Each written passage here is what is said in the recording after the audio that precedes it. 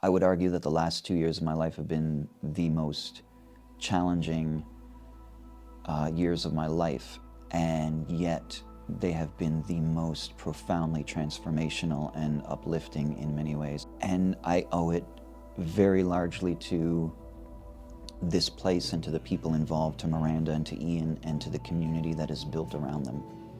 What affects me the most positively when I'm here, it's a toss-up between one of two things. Sometimes it's the exercises I'm doing. For example, when I come here for an enlightenment intensive, the dyads and the digging into myself, and that work, as exhausting as it is, it's the most rewarding work I've ever done.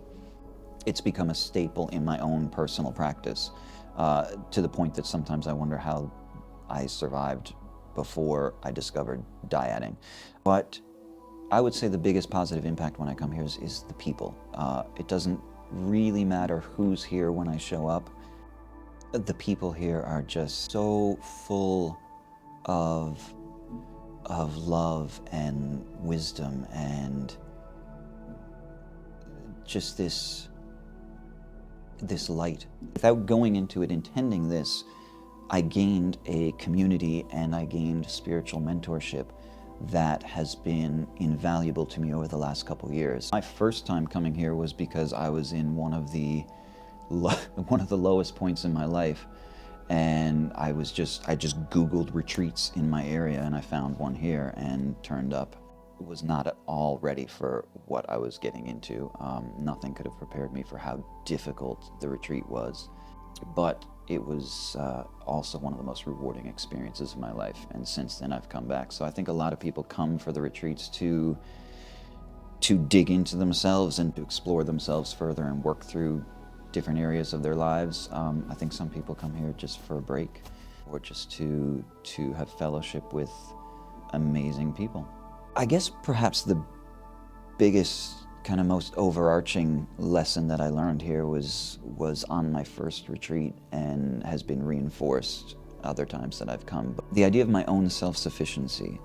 I grew up in a very staunchly religious family and community where I was always taught to look outside of myself for everything, for wisdom, for the answers, for peace, for love, for everything. I was told to look for some external source, which in the end ended up failing me.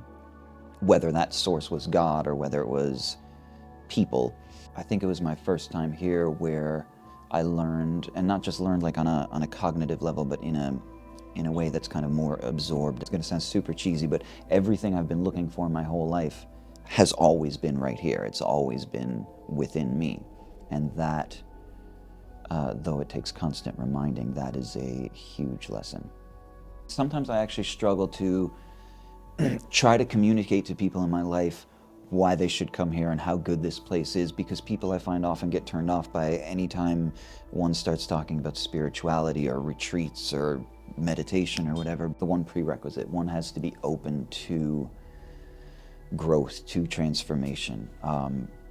But if someone is, then I think anybody could literally benefit from being here. Honestly, even if they don't speak the same language as anyone here, I think there's an energy in this place just from all the work that gets done here and the people who live here and the people who visit here.